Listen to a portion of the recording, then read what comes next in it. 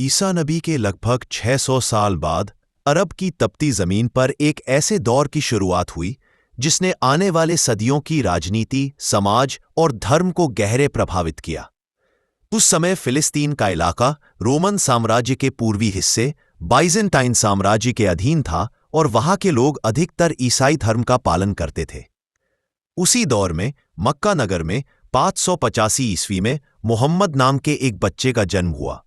बचपन साधारण, परिवार व्यापार से जुड़ा और जीवन संघर्षों से भरा हुआ, लेकिन स्वभाव शांत, गंभीर और चिंतनशील। 40 वर्ष की उम्र में उन्होंने ईश्वर प्रेरित संदेश पाने का दावा किया और यहीं से उनकी नबूवत की यात्रा शुरू हुई। मक्का के समाज में उनका संदेश तुरंत स्वीकार नहीं हुआ। व्यापारिक और धार्मिक नेतृत्व ने नई शिक्षा को चुनौती के रूप में देखा। धीरे धीरे विरोध बढ़ा, स्थितियां कठिन हुईं और आखिरकार उन्हें अपने अनुयायियों के साथ मक्का छोड़कर मदीना जाना पड़ा। मदीना में हालात बिल्कुल अलग थे। वहां औस, खजराज जैसे अरब कबीले थे जो मूर्ति पूजक थे और साथ ही कई यहूदी कबीले भी बसे हुए थे। नबी उम्मीद करते थे कि यहूदी, जिनके पास धार्मिक ग्रंथ और लंबे समय की विद्वता थी, उनकी बात समझ लेंगे, लेकिन वास्तविकता उनसे बिल्कुल भिन्न निकली। यहूदी कबीले स्वतंत्र परंपराओं के रक्षक थे और कोई भी नया व्यक्ति जो पैगंबरी का दावा करे, उसके लिए वे सवाल पूछना अपना अधिकार समझते थे। वे सवालों में नुकीले होते थे, तर्कों में मजबूत।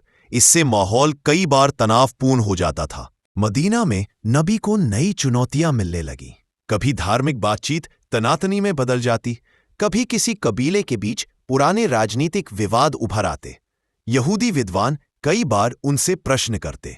आस्था, ईश्वर की प्रकृति, पैगंबरी की सच्चाई, और नबी इन सवालों को गंभीरता से लेते थे। उनके चेहरे पर कई बार थकान और कई बार चिंता झलकती, लेकिन वे हर स्थिति को संभालने का प्रयास करते। ये सवाल जवाब केवल धर्म का मुद्दा नहीं था, इसके साथ राजनीति, कबीलों का सम्मान और समाज की आंतरिक सत्ता संरचना जुड़ी हुई थी। इसी जटिल माहौल में कई बार गलतफहमियां भी पैदा होती, आरोप लगते, फिर समझौते होते, फिर संबंध तनावपूर्ण हो जाते। यही तनाव आगे चलकर कुछ कबीलों के साथ संघर्षों में बदल गया। इसके बाद घटनाएं तेज होने लगी। आरोप लगे कि अमुक कबीला अनुबंध निभा नहीं रहा, किसी पर किसी के साथ मिलकर साजिश करने का आरोप लगा। कुछ कबीलों ने दबाव में समझौता किया, कुछ ने इनकार किया और अंततः लड़ाइयों का दौर शुरू हो गया। संघर्षों के बाद कुछ कबीलों ने मदीना छोड़ दिया, कुछ ने अपनी भूमि खो दी और कुछ के बीच युद्ध हुए। ये सब केवल धर्म का टकराव नहीं था, ये राजनीति, सुरक्षा, पुरानी दुश्मनियां और हर कबीले के अपने हितों का जाल था। नबी के अनुयायी इसे दैवी सहायता का प्रमाण मानते थे, जबकि यहूदी कबीले इसे अपने विरुद्ध राजनीतिक दबाव समझते थे। समय बीतता गया। 232 ईस्वी में नबी इस दुनिया से चले गए, लेकिन उनका आंदोलन अब अरब के बड़े हिस्से को जोड़ चुका था। उनकी मृत्यु के कुछ ही वर्षों बाद 636 ईस्वी में दूसरे खलीफा उमर के दौर में फिलिस्तीन मुस्लिम शासन के अधीन आ गया।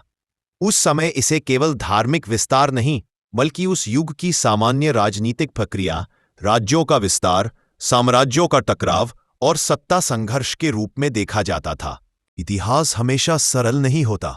उसमें आस्था भी होती है, राजनीति भी, गलतफहमियां भी और समझौते भी। नबी के जीवन में यहूदी कबीलों के साथ जो हुआ, उसे कोई केवल धार्मिक दृष्टि से तो कोई केवल राजनीतिक दृष्टि से देखता है, लेकिन सच्चाई शायद इन दोनों के बीच कहीं छिपी है। यह इतिहास हमें यह सिखाता है कि संवाद जितना नाजुक होता है, अविश्वास उसे उतनी ही जल्दी तोड़ देता है। और अगर सवालों के जवाब बात करके न सुलझाए जाएं, तो समाजों के बीच दरारें और गहरी हो जाती है।